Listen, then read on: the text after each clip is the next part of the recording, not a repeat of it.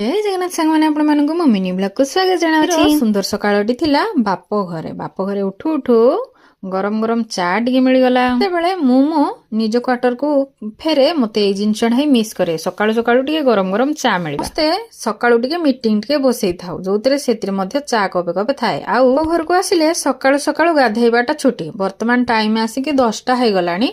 झियारी आसिकी कहूची अपा टिके मोर मुंडटा टिके कुंडी देलु। झियारीटी मोर भारी स्नेही से केतेबेले आसिले पाख छाडेनी जमा। माटी रोसेई माने रोसेई करिबा पई से टिके परिवा पत्र कटाकटी करछि सकाळ खाइबार प्रिपरेशन हो। जेतु घर काम थिला ता मामू आ भाणीजर देखा दर्शन कालठो हेई नथिला। तेबेले मामू भाणीजर देखा दर्शन हेई गला। आउ ताको कोन कहबो खुशी न कहिले न सरे। टाइम आसिकी 11टा हेई गलानी। बाप घर को आसले तो जानिछंती गुली गपरे टाइम केतेबेले कोन जाउछि जणा पडुनी। आमे बसी पडिथिलु खाइबा पई। खाइबारे भाउज बनैथिले उपमा आ संतुळा बहुत बढ़िया लगिला। भाउज नानी मु मिसिकी आमे बसी पड़िथिलु खाइबा पई। छुआ माने वर्तमान जाइछंती स्कूल सेति पई क्रिसु एकुटिया एकुटिया आमो सहित खेलुची। जेहेतु घर को आछि केतेबेले कोन समय जाउची मु जानि पारुनी। आजी नानी ता सासु घर को पळेइबो। नानी आ मु घर को आसीबा बहुत क्वचित माने दी जण जाक देखा साक्षात हवा बहुत कम। केतेबेले से आसीथिबो आ मु आसी नथिबी केतेबेले मु आस्थिबी से आसी नथिबो एमिति भाबरे हेई थाए। या सारी की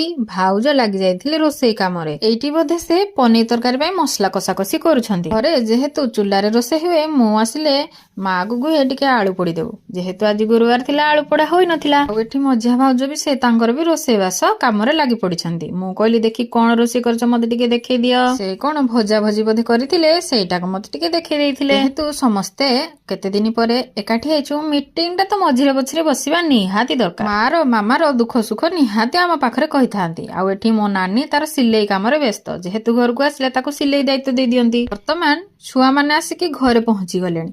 से माने आसिले जिनिस पई बहुत माड़ गंडगोल लागि रहउछ। घरे जेतिकी काम नथिबो सेमानकर गंडगोल माने समाधान करिया पई हमकु समय लागि जाउछ। परे आमे समस्त बसी पडिथिलु खाइबा पई। खाइबारे कोन कोन थिला देखि नियंतु। आ कहिला झियो टिके पाळंग साग बनेइबु। साग आज फ्रेश किना आइछि मु टिके पाळंग साग बने देइथिली। तो सोयाबीन तरकारी पनीर तरकारी गुआर आलू भजा आ टिके चकड़ा